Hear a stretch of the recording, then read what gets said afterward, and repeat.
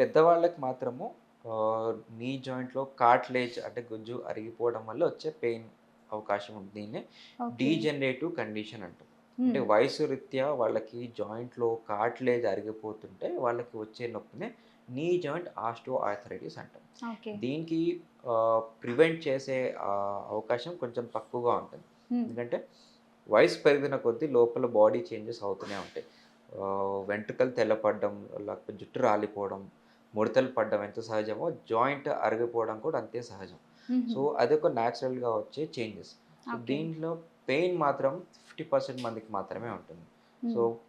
Cartilage damage ఉన్న జాయింట్‌లో ఎటువంటి damage ఉన్నా గానీ పెయిన్ పర్సెప్షన్ చాలా తక్కువగా ఉంటుంది కొంతమందికి. కొంతమంది స్టార్టింగ్ స్టేజ్‌లో ఉన్నా గానీ పెయిన్ వచ్చే అవకాశం ఉంటుంది. ఓకే. సో, వీటికి joint strengthening exercises or collagen supplements తోటి ప్రొటెక్ట్ జేసుకోవచ్చు, ప్రివెంట్ జేసుకోవచ్చు. హుహు.